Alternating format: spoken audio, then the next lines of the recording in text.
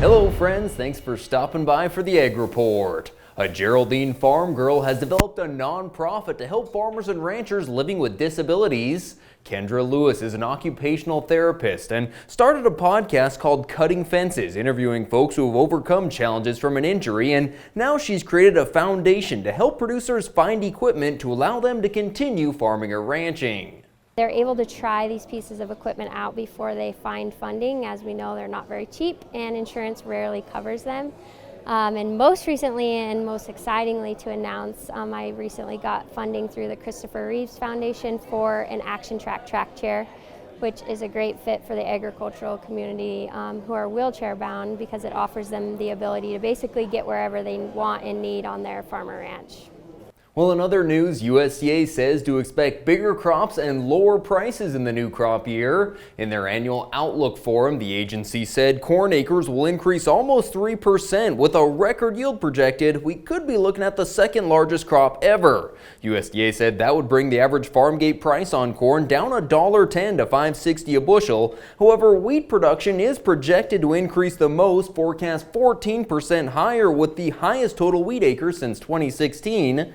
The average price for new crop wheat was estimated down 50 cents from the current year at $8.50 a bushel. Thanks for joining us this morning. We'll see you back here in an hour to look at our markets. We asked Montana farmer Walt Sales about the challenges of mental health in agriculture. Another drought, there always is. There's always going to be another something. I grew up in a generation of you pulled yourself up by your bootstraps. But it's become evident is, what do you do if you can't even find those bootstraps? If you need to talk to somebody, go to beyondtheweather.com for free counseling for Montana ag producers.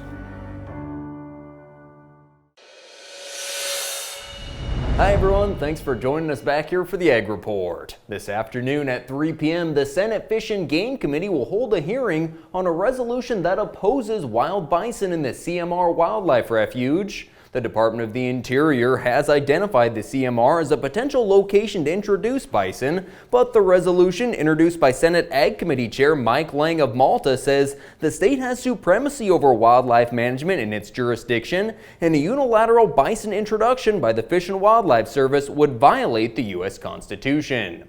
Well, lower corn prices helped to support the feeder cattle to open the week, but live cattle didn't do much of anything despite a bullish cattle on feed report on Friday. Cash-fed cattle trade, though, moving higher, with live sales up $8 in the last 4 weeks, now averaging close to $164, dressed up $13 in that time to $261. A strong feeder market at Pays, where 6 to 650 pound steers sold $218 to $226, and those feeder buyers helped to push the replacement heifers higher, with some 6-weight selling $202 to $210, heavier 7-weight replacements $182 to $188. Cash hogs on the western core belt staying firm, up at $78.45, that's just a dime higher, and very aggressive Russian wheat selling, along with a wetter outlook and more acres, has just pummeled wheat. In the last 10 days, winter wheat has fallen more than 80 cents, while spring wheat down more than 60. Right now, March winter wheat at $8.22, spring wheat at $8.72. That's it for today's report. Have a good one.